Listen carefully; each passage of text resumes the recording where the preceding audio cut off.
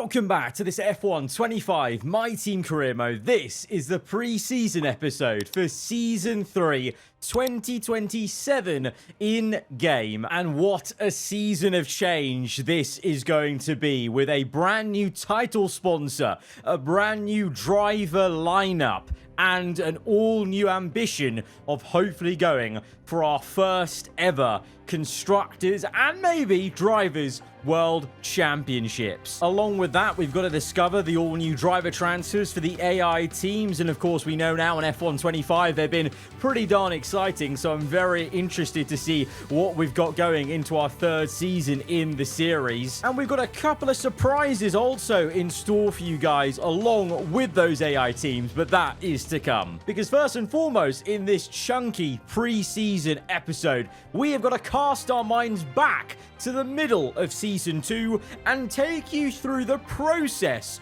of getting our brand new driver lineup sorted out. Now, from the very beginning of last season, you'll know that we had our eyes on Ollie Bearman as he became a free agent at the start of that season because Antonelli was booted from Mercedes and was then recruited at Haas and replaced his own former F2 teammate, which was a bit harsh, and it was crazy to me and to you guys. A lot of you guys were pointing out immediately that Bearman was a free agent therefore, and so we immediately set our sights on him, went through the process of doing the various driver talks, and then about halfway through the second season we got to this point where we had the end game talks with Bearman, and I really felt strongly about going for him because he was a free agent. You know, if he was still at Haas, honestly he wouldn't have been on my radar, but it felt like a massive open goal, like a gimme, like a bit of fruit, low-hanging fruit off a tree, that he became a free agent for us and that we could sign him. And I think it makes a lot of sense actually as well. You know, Jenson Button departing the team as a main driver, still with us as a, you know, contracted sort of, you know, consultant, a man to put his arm around the drivers that we've got to help them grow. And here we've got a younger British driver still in the early years of his Formula One career. He's not really even had a good crack at it. I think this makes a lot of sense for us. And just because he's, you know, he's not attached to a team, so it makes it easier to sign him because there's no counter offer. There's not going to be a back and forth. He is probably just desperate to get onto the grid, and the contract seemed pretty solid as well. You know, not very high annual salary of 5.1 million, the signing bonus of just over 500k. There's no performance clause. There's no penalty. The fan rating expectation is 3, which we're well over. At this point, we weren't at vehicle performance 4, but we're getting there, and we were over the engineering workforce. So at the halfway point of the season, once the contract window opened, we sent that contract off. Okay, sent. Now we wait. Hopefully we'll hear back soon, but these things do tend to drag on. Let's keep our fingers crossed and just focus on what we can control. I'll let you know if I hear anything. So compared to this time last season where we had all that back and forth with Button and Tramnitz, I thought this one was going to be a bit more straightforward. So the contract's been sent off and we didn't have to wait very long at all to get some great news. Great news. They've accepted that contract and signed on the dotted line. We should celebrate. And make sure we figure out how to stop any leaks about it. Nice work getting this one over the line. So in contrast to last season, this was a real straightforward signing, and one that I think just makes a lot of sense for the situation, for the cards that we are dealt, with who was available, who was a free agent. And we got to work straight away with some preseason testing and a private test at Silverstone. Did some really very serious simulator work, even some pit stop work for those slow pit stops we were having at the end of Season 2. So you can expect some quicker pit stops this season from AAR Racing, some reaction tests to get the awareness nice and high. But then we got thrown a few different curveballs, of course, as we went on through last season. Pierre Gasly approached us to maybe get into some advanced talks, and then we found out that Lewis Hamilton was retiring from Formula One, opening up a seat for Ferrari, which maybe complicated one of our, potential signings, because we were still courting Kimi Antonelli but he was then signed elsewhere. I don't know where to. It could be Ferrari. I mean, the pipeline was there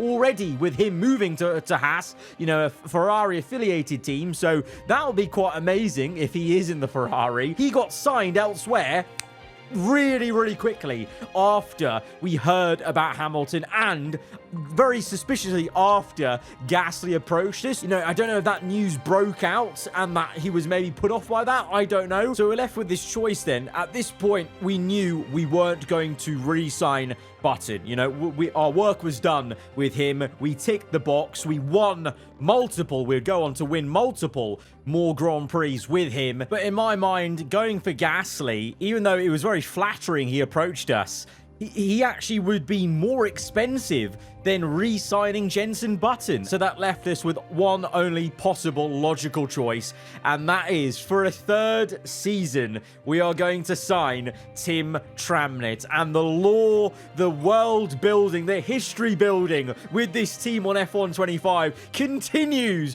with our German rocket ship F3 driver icon, who has now grown to over 70 rating. And I know a lot of you guys wanted to see this storyline continue. And again, at Silverstone, we seal the deal in person, got it over the line, and we're going to continue this entire journey together for a third season. So it's not every day that you can say that you've met both of your in-game driver signings IRL in the same year. But yeah, it's funny how things work out like that. So we've sorted out our driver lineup at this point. Gasly at this stage then had signed elsewhere, whether that's back to Alpine or he's gone somewhere else, because he obviously was quite desperate to maybe leave the drowning outfit that were Alpine, that, you know, at one stage were right up there in the R&D terms, but they really dropped off. But I'm really happy with this. We've got Tramnett continuing, and then we've still got a British driver in the team, but it's new blood, it's fresh blood, it's Ollie Behrman. As a free agent, I mean, that was just a travesty to see him on the sidelines. You know, he deserved a seat on the grid, and we've given him one. And, you know, knowing that Antonelli is taken care of, Gasly somewhere, it's all good. It's all worked out for the best. And now we can turn our attention to, well, building on this fourth place finish in the Constructors' Championship. 4 wins in the season and 3 additional podiums. That's actually a really strong season. Like, when you say that, it sounds like a really strong season. And honestly, I think if we had a season like that on a previous F1 game, we could have been fighting for the championship. But it just shows on this year's F1 game, F1 25, how much harder it is and how much more consistent the AI are actually, especially the ones who are in a title fight. They just genuinely show up every single race to be right there fighting for every single position, every single point. So we're going to have to bring our A game in Season 3. It's not a given that we're in a title fight. I'm speaking as if I hope we're in one, but there is actually no guarantee. You know, if we drop the ball, there's nothing I can do, apart from obviously still trying to, you know, bring upgrades to the car. So as we go towards the actual end of the season then, in the activity timeline, we're doing everything we can. You know, we're adapting every single part. We've actually even purchased another upgrade on the engine side of things with the part of the engine that's not being reset. And then we're doing as many activities and facility upgrade purchases that we can. Speaking of R&D upgrades though, as I record this, there will be a brand new patch on F1 25 coming out tomorrow on Monday that will affect then the rest of this series. And the main highlights of that patch concerning this series are: increase the cost of R&D upgrades for the player and AI to slow down the speed of team progression in career modes. Plus, regulation changes in career modes now will affect more areas and can trigger later, making it harder for teams to fully adapt before the start of the next season. And furthermore to that, the career mode settings that affect the resource and cash rates for both player and AI now decrease the rate even further when set to reduced, which is obviously the setting we've had for ourselves versus the AI. So that's going to get even harder, but at the same time, it's going to be harder for the AI to max out their cars, which has been a concern for people. And the resets now are actually going to be more, take more of effect, because hopefully there'll be less adaptation from every single team, which is what we've seen from Season 1 to Season 2, and unfortunately probably will see from Season 2 to Season 3. But that is exciting and very promising now for future seasons of this career series, that going forwards, these things are going to be fixed and should be a lot better. So it's so close now in-game to heading through that transition period into Season 3 over the winter break. We get a brand new sponsor on the car, which I was really excited by because I just love that logo off the bat. So I'm excited to explore getting that sponsor onto the new livery, which I'm also very excited to show off to you guys, because we've been cooking up quite a really cool livery for Season 3. That still very much includes the decal editor sponsor placements. But here we are then, transitioning over into the winter break, completing this season and our last season with X4 MiG, and we did do the seasonal goal. We got 4th place in the constructors, so that got us 17.5 million added on. So a whopping nearly 22 million was earned just from the sponsor and the championship position area, which is really, really great. So our total now is an eye-watering $54.3 million. So we have got a lot of cash to spend now into the next season to level up everything we can on the facility HQs. The fan rating's gone up, and obviously we're just about there, halfway through fan rating 5 to fan rating 6, and cost cap wise we're still very much under budget, 76 million under budget. So we're nowhere near, being in near of a breach, probably nowhere near what the top teams are spending, but we are obviously going to be becoming a top team hopefully into the next one. 4 wins though, 4 pole positions as well. It was a really, really solid Season 2, but we're going to build on that now. And so begins the official kind of Season 3 part of this pre-season episode, as it's time to go through some all-important changes to the team and some decisions. We are going to change slightly the color makeup of the team personnel kits. Now a base of black with fluoro accents, a bit of a stealth sort of look for the team personnel kit, and you'll see why we've done that a little bit later on in terms of matching the driver overalls that we've designed for this upcoming one. But apart from that, the bigger decision to make is actually the engine supplier, of course, because the stats of the durability and the actual engine power performance do change from season to season. We made the switch from Honda to Mercedes in Season 2, and for Season 3, well, Mercedes is still a very strong option. Ferrari is technically the best on paper in terms of out-and-out performance, but the durability is a lot worse than Mercedes. It's the same price, so it's really down to me, maybe in terms of personal preference, and I would rather stick with the engine supplier we know. I think, if we're trying to talk about this in real terms, off the back of having a big regulation change in 2026 last season, switching to Mercedes for that, there's no reason to immediately switch to a new power unit supplier. It makes no sense. In the same way as, we've used a bit of logic of, okay, let's depart from Button because he is, probably like 47 at this point in the game, 2 years on from 2025. Logically, if this was real life, you wouldn't be switching from Merc to Ferrari in a heartbeat. You'd be sticking with the engine supplier, to continue that relationship a little bit longer.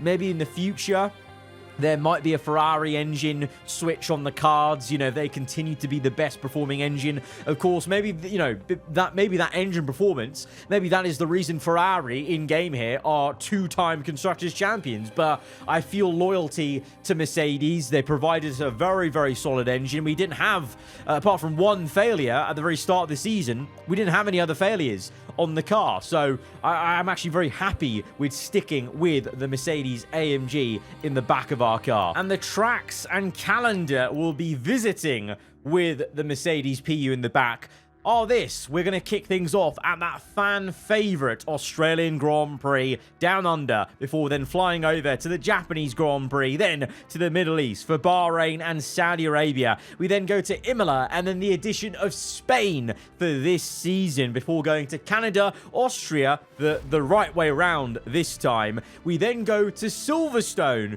but this time it's Silverstone in reverse. We had a lot of fun last season with Austria and Zandvoort in reverse, so I felt it was right to test out and play around with the British Grand Prix in reverse this time, and Austria being the normal way around. I think it's going to be a welcome return as well, and we'll look to switch those up again in future seasons. We then go to Spa, Monza, the addition and return of Baku to the calendar before the run of Brazil, Vegas, Qatar and Abu Dhabi. I feel that run of 4 tracks was really, really spicy last season, so I didn't want to play around with that. But we've, swapped around a couple of races in the mid part of the season just to change it up a little bit, and also just tweaking, based off, what races offered, better action, as I try and provide as much entertainment for you guys through the season, episode to episode. As we now come to the reveal of our team kit, because this is quite big, because for the first time now in the game, I have designed my own bespoke team kit for the team with some mods. And any of you who were around with me on the channel, back in F1 2020, my team's, first ever, game and series, you might find this overall set a little bit familiar, because it is a nice little nod to the past and to my first ever original modded overall set. The fluoro line design on the left hand side, the main base in black, so the kind of stealth overall set. And now you know why I've changed the team personnel kits to match. So season 3, we're maturing as a team, and I've really felt like we should go for a stealth vibe when it came to all the team kit and everything and what we're wearing and such. But along with, you'll notice I've got not only all the in-game fake sponsors that we had signed with this team, but just on the arms exclusively,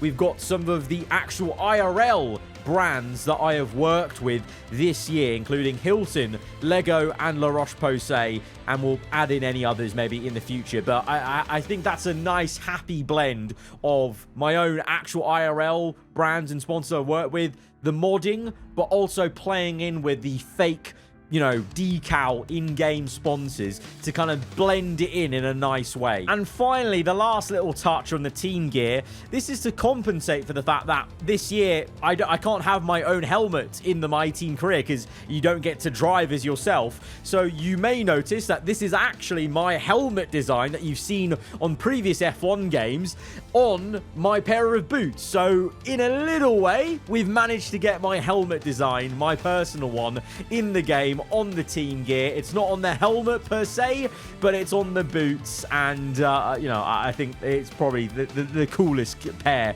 of boots you're going to be seeing knocking about on the grid. Let's be real, I'm not biased at all, but yeah, I'm really happy with that last little touch of detail on the team gear. And then speaking about helmets, we've got some new lids for Tramnitz and Behrman. For Tramnitz, it's the same adaptation that we had in the first 2 seasons, where we've essentially removed the Red Bull logos that he has there in real life, and we've placed my aarava logo on the side, as you would, like the team gets a say in what the helmet design kind of is on the side, in the same way Red Bull do. But instead of having the entire rest of the helmet in fluoro, I've actually reverted back to Tim's original grey and multicolored paint splatter coloring on the top, with the castle, which, by the way, I actually asked him this in person. It's a reference to the region of Germany he is from, which is Hamburg. So that's Hamburg's coat of arms castle on the top. So we've kept that all intact in place at the top. And then for Behrman, quite nicely, he already had a very good helmet that kind of fits in with the color scheme, with the neon volt green yellow fluoro color. So it's just a case of swapping the color out, and then again, like with Tramnitz, adding the aarava logo on the side. So 2 very solid lids for our drivers this season.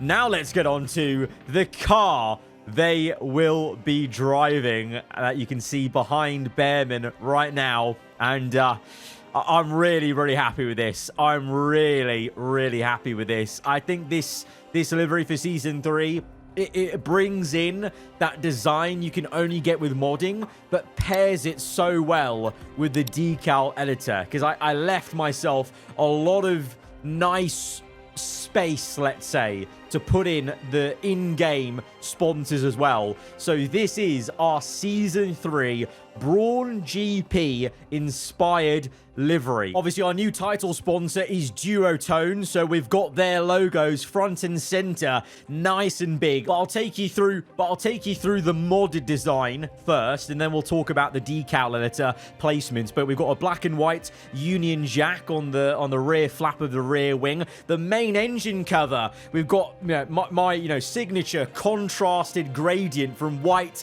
to black. But on top of that, we've got a really nice pattern of these tiny little design patterns, which you can't really notice it from afar, but they're actually my logo backed onto each other and dotted about in array from the front to the back to give us a nice kind of, almost Mercedes-like effect. You might remember this actually was a similar design that was given to me by EA and Codemasters for my own in-game livery back on F1 2021, so I wanted to bring that back as well. We've got a chunkier fluoro nose cone to be a lot more like the classic Brawn GP look, and then the halo is also a big addition of design where we've got a nice contrasted halo with the fluoro in the middle, the white either side. But let's take you through the sponsor placement. So because of the very complex design we've now got on the engine cover, we had to make some concessions for what sponsors would be where on the car. So alongside the Duotone one,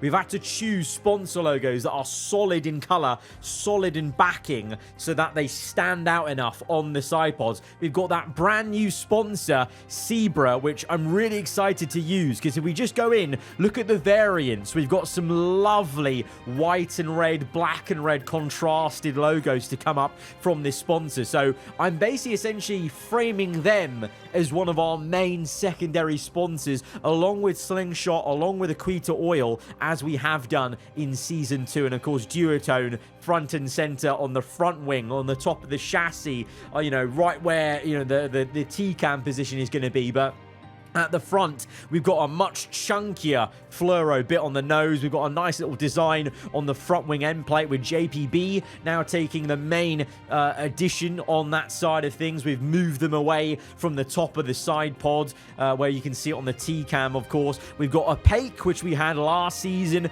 I felt like we couldn't move the Aquita oil drop logo from the either side of it. It just fit too perfectly, in my opinion. Zebra now on the rear wings, just showing our commitment to having them as a main second sponsor. And Slingshot, because there was no clean way of having Slingshot on the side pod anymore, I thought they'd just take over the entire rear wing. And then this shot, this entire area of the car, I'm loving. We've now got a couple of different new sponsors on the halo, and it complements the new design really well with the middle fluoro band, and the Duotone logo just works so well either side of the halo stalk, attaching to the top of the chassis there on the top of the screen. And then we've got Zebra front and center in the middle, Slingshot now either side, and you can see Sunburst now take that side sponsor that we will be able to just about see from the T-cam constantly whilst we're playing through Season 3. So that's the Season 3 livery. I am so happy with it. I hope you guys are loving it as well. I put in a lot of hours designing it to make sure it looked as best as it could, not only from the outside, through replay cameras, but also, importantly, from the T-cam, where we'll be seeing a lot of it, and of course, I'll be driving as it. So, yeah, let me know in the comments below what you make of it, and hopefully you guys like that happy blend still of, yes, there's some modding involved to design all of this, but there's also still the acknowledgement of all the decal editor stuff, all the fake sponsors that we've been working on through the game so far, because as I've said many times, I've surprisingly felt very attached to the fake sponsors, and I'm really interested in growing them still and getting the variant logos, for example, and, you know, just the entire area works really well for me on this year's game. But now we're getting towards another portion of the video, which I'm sure is very highly anticipated,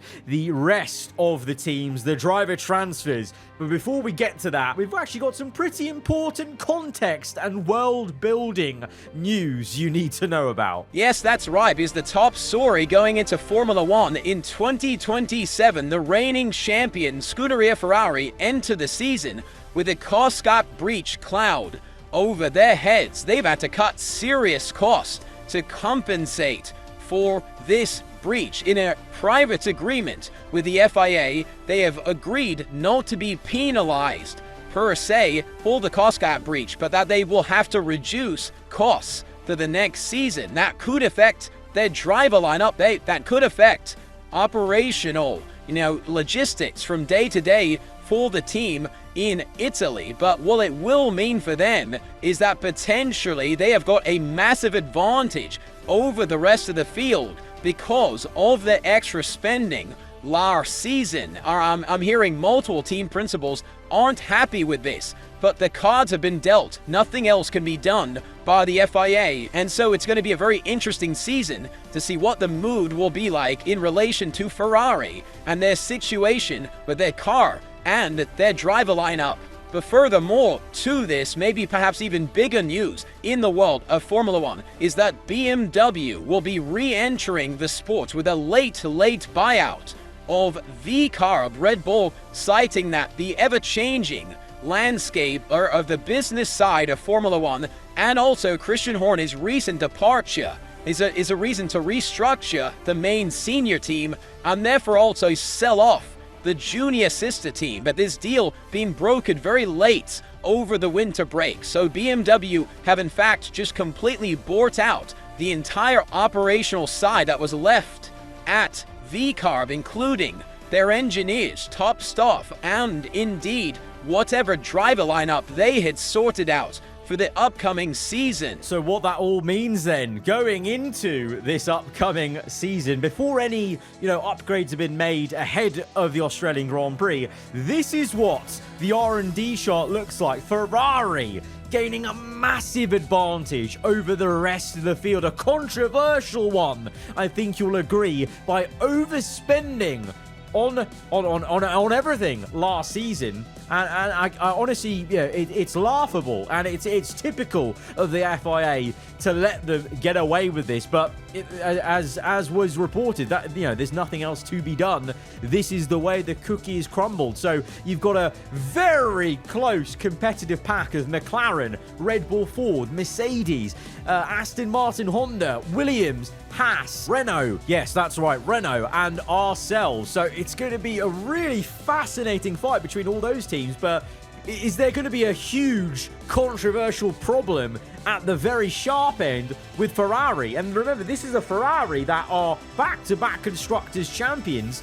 They've just won a Drivers' Championship with Leclerc, but they've also now just seen Hamilton retire. So it seems like all the biggest, news points of Formula 1 are surrounding their biggest team in the sport, the Scarlet Red of the Prancing Horses. But elsewhere, it's going to be as close as it was, if not closer, at the end of Season 2 into Season 3. You can see the newly formed BMW team making a couple of upgrades, Audi making some significant progress, but whether the two newest brands in Formula 1 now can actually close the gap up remains to be seen.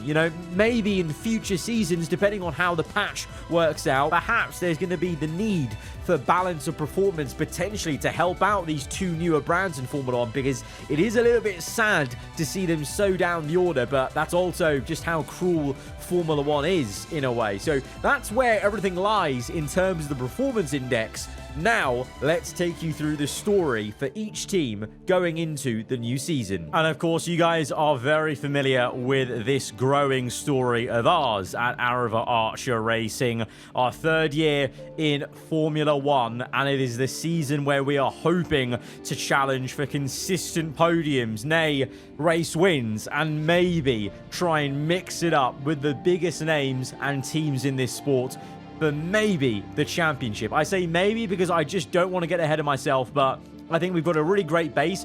Ollie Behrman, even as a free agent, he's grown to 80 rating. That's a lot higher. I think 6 higher than he starts in the base game. So that's actually pretty decent growth from Ollie Behrman. So we've still got an over 80 rated driver alongside a now 70 rated Tim Tramnitz. I'm really curious to see how these two grow together as a pairing. You know, the focus and perception is there, and I just feel really good about this new energized lineup. You know, you guys were all backing Tramnitz so much at the end of last season, and I think you'll be welcoming Behrman with open arms. It was the logical decision as a free agent, a gimme, a low-hanging fruit, and I'm so excited to start off this season with this team with a banging new livery, as we, along with other teams, try to see if we can get anywhere near this seemingly all-conquering new Ferrari car for Season 3. But the thing is, there has been a massive shift at Ferrari. My jaw dropped to the floor because no longer do they have Lewis Hamilton, of course, but they no longer have their reigning new drivers' champion, Charles Leclerc. Leclerc, the reigning champ, is no longer driving for Ferrari as they enter the season 18 times. They have won the Constructors' Championship, and the 18 now dons the engine cover and front wing, with the yellow now turned to white as it's another classic Ferrari look, red and white. But their driver lineup is all changed. They have got Esteban Ocon and Alexander Albon driving for them. What? So clearly, the cost cap breach and the need to reduce finances has severely impacted their driver lineup, because they've had to release Leclerc off his hefty salary package in order to facilitate the, reduction in costs. They've already spent all the money on their car, so they've got an amazing car. But now the question is, do they have a driver lineup that can carry that car to race wins into another Constructors' Championship? I'm not too sure. I mean, only time will tell. Only time will tell. But now the question is, where did Leclerc go? Where did the reigning champion land? Well, it's another really left field driver transfer.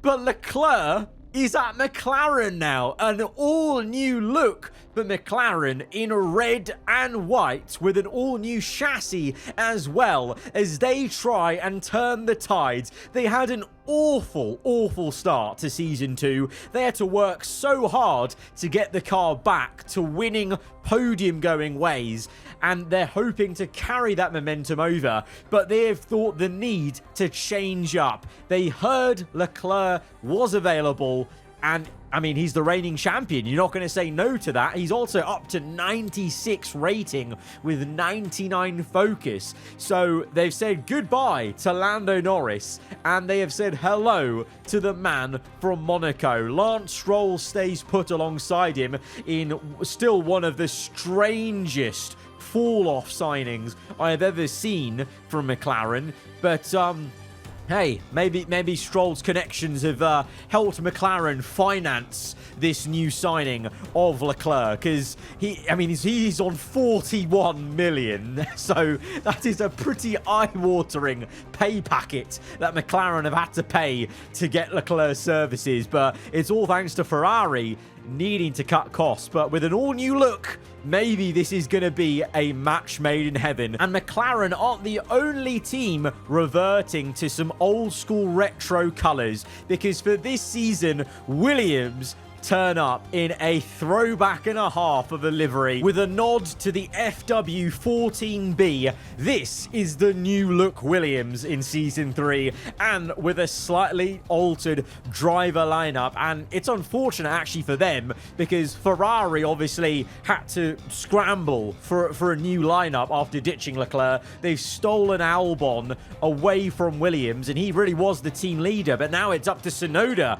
to lead the team into this new era. And Williams were kind of left out in the dry with a lack of options, maybe a lack of funding to, get a better option. So they've gone for Paul Aaron, one of the junior younger drivers on the grid, to go alongside Tsunoda. I mean, they were in a really good place for a lot of Season 2. They dropped off a little bit at the end of it, but looking at the R&D chart going into Season 3, they're back to a strong position. It's just that they've been weakened by Ferrari, as has been the case with McLaren, and I'm sure other teams we're about to see. The Ferrari news really has been a shockwave domino effect. The fact that they've changed both their drivers, it's meant a lot of consequences for a lot of different teams here. But one team that is going to enjoy some consistency is Aston Martin Honda, as they retain their lineup of Liam Lawson and Franco Colapinto. But they turn up this season in an all-new Aston Martin Yellow Dew look, which mimics, some of the old Aston Martin racing cars in years gone by and other racing categories. You've also been very familiar with this look in F1 Manager before for Aston Martin, and it's a real standout look on F1 25, I must say, with the Aston Martin chassis. But yeah, Lawson and Colapinto, to my surprise, Aston stay put, and to be fair, they have more to worry about. Their driver lineup's actually pretty solid. 2 82 rated drivers. They just need to work on consistency, because on paper, they're there. They're with Williams. They're right there now in this pack, with McLaren, with us, with Mercedes, with Red Bull. But last season, and Season 1 even, showed they're too hot and cold. One race they'll do really well, or for a couple of races, and then all of a sudden they just drop off again. So they need to look inwards at their own team, the operational side of things, to get that consistency going. And so, there's good reason for them to keep this lineup of Lawson and Colapinto, who both did very well when the car was working for them. But it's just a very big when you're talking about that kind of subject, as we now move on to the next team on the grid, a team that so very nearly got a Constructors and Drivers' World Championship. It's Mercedes EQ, and they have gotten rid of George Russell. How peak is that? Russell nearly won the Drivers' Championship, and Mercedes on F1 25, they've been cutthroat. They cut Antonelli in Season 1, they've cut Russell in Season 2 after he nearly won the championship, and they have signed a free Lando Norris. So they've landed on a pretty damn solid lineup. Carl Lando has been reunited, 2 93 rated drivers, 99 focus. So to be honest, that's a very, very good lineup on paper, but I just find it bonkers that they've been so harsh on George Russell. But hey, I mean, the rumours IRL have been that Toto might be that harsh to George Russell as well at Mercedes, but they are now Mercedes EQ as they try and push a different side of the operation with a slightly altered livery. The Mercedes star spokes now in blue across the engine cover, and I mean, it's a very good feel vibe driver lineup, I must say. If you forget about what they've done to Russell, that's very, very good vibes in the team. And they didn't quite get it over the line last season versus Ferrari. Now with Ferrari's instability with their driver lineup, could this be the ticket for Mercedes to get back to a championship winning year this season? Only time will tell. We now move from one of the established German brands in Formula 1 to a very new or re-returning one in Formula 1. BMW are back in F1. They've purchased VCarb's slot, as we alluded to in the news segment, and it was such a late buyout that they have retained the lineup, that they had no choice but to retain the lineup that VCarb had lined up, which sees Isaac Hadjar remain at the team, but then a new face to Formula One, Maloney, which, to be fair, I think a lot of people, it's a bit of a shame the way his junior career went. There were some real flashes of some real excellence from Maloney in junior Formula category, so this is quite a nice kind of good feel story for him personally. It's a little bit of a, weaker lineup you would want as, BMW is such a well-known brand in the car world, in motorsport as well, but it's their first year back in Formula One. I think their biggest concern will be focusing on the car first, and if they can get the car better, I'm sure then they'll get funding through, and then that may attract better drivers in the future. So for BMW, it's going to be all about focusing on the car, I suspect, and trying to help Hadjar and Maloney grow as two individual younger drivers in Formula One. As we now move to the triple trifecta of German brands in F1, from BMW to Audi. And like with Aston Martin, they have retained their lineup of Nico Hülkenberg and Gabriel Bortoleto, both of them seemingly on a long-term contract, and maybe that's quite smart from Audi because they just need to still focus on this car. They were the worst team on the grid in Season 2. They hardly made upgrades, so this team really desperately does need a break of some kind. And, like with BMW, they're just focusing on themselves, on the car itself, rather than any frills with the driver lineup changes. And it's a case of, I think if they get a couple of results, they can get some momentum, but it just hasn't happened for them. But, with a few different new races on the calendar, maybe Silverstone reverse, I don't know. They just need a bit of luck, a bit of a chaotic race to get them that, really crazy result. Like in real life, Hülkenberg getting a podium could spur them on in the game, because that's kind of how it works, I feel, in the game, is if they can get those kind of results, they can therefore then get higher fan rating, just like us in the My Team, team.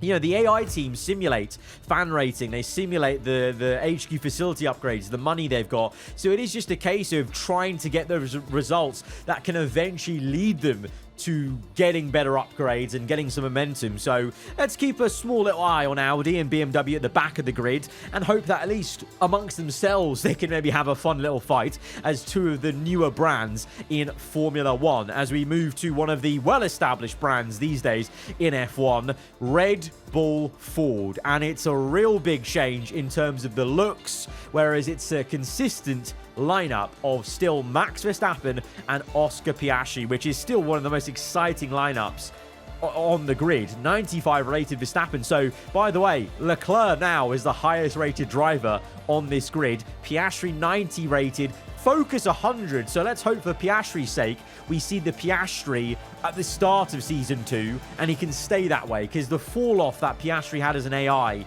was crazy in Season 3. But we've gone from a very dark and, stealth-like Red Bull Ford livery to a very, very colourful F1 Academy-inspired high-intensity blue, kind of almost like a classic Red Bull look for them. Very, very colourful look for them this time round as they try and re-engage in the fight for the World Championship. They did very, very well, considering the dynamics of the team, how strong Mercedes were, how strong Ferrari were. Red Bull, the fact that they were still right there in the fight up until, when Verstappen had just that little bit of a trip up at the end of the season, speaks volumes for them. So it's just a case of, can they just dust themselves off and can they just go again and do what they know best, which is challenging for world championships. The next team doesn't really know a lot about going for a championship, but maybe one of their drivers might do in the future. Haas retain Kimi Antonelli. So I really thought for a second, especially with them dropping Leclerc, I felt like it was an obvious choice for them to sign the Italian, but clearly they wanted to go for more experience. Antonelli just isn't ready yet to step into a top team, but he might be soon. He is now a team leader in Haas, as he is the more senior man to Marty, which I've got to be honest, I've rarely heard of him. So we're going to see how this goes. Antonelli may be carrying the Haas team in Season 3, with them reverting to a retro livery, all in grey, red and black now, as they used to be when they first launched themselves into Formula 1. But This is actually maybe quite good for Antonelli. He is now a team leader. He's going to get some experience leading the team, leading the R&D direction, leading, the operation side and trying to galvanize the team to do better. So maybe this is the kind of season he needs to prepare for a future drive in Ferrari, in a top team, and that maybe Ferrari were wise to not thrust him into that pressure cooker, because that is a lot of pressure as the reigning champions. With this, controversial cost gap breach over their heads, it maybe wasn't wise to put all the pressure on the young Italian and still let him grow a little bit more, because if he grows 3 more ratings, he'll be ready. He'll be ready in a future season. As we now come to the last team on this grid, as yes, Alpine have rebranded back to Renault, and we have got them a retro fan favorite color palette of blue and yellow. They retain their lineup of Pierre Gasly and Doohan, which is a little bit surprising, but also at the same time maybe not, because last season they literally didn't make any use of their incredible end to season 1. So clearly they've got more things to worry about than their driver lineup. They need to sort out their car. They need to find that form again, because it was looking so good at the end of season 1, and then they just fell off a cliff, and they've returned to form a little bit on the R&D chart. They're there. They're in that pack, with ourselves, with Merc, Red Bull, like I've said. So, it's just a case of, can they find their feet again and kind of, learn to punch back a little bit around the cars around them. And Pierre Gasly, although he approached us, in the end, he's remained loyal to the French outfit.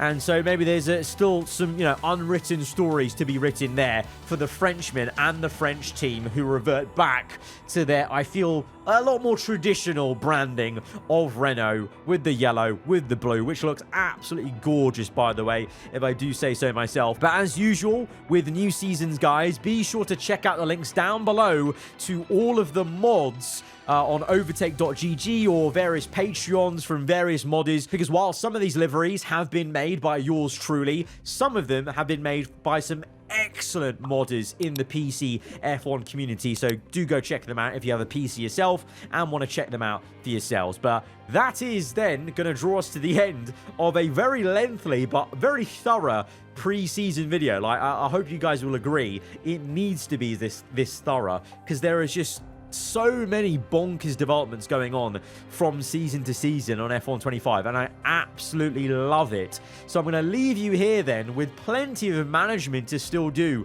in the opening episode. If you guys have enjoyed this, be sure to hit the like button. Let me know what you thought in the comments below. Let me know what you make of this upcoming season, if you're excited for it, and I'll catch you guys around. Hope you enjoyed the rest of your day. Goodbye.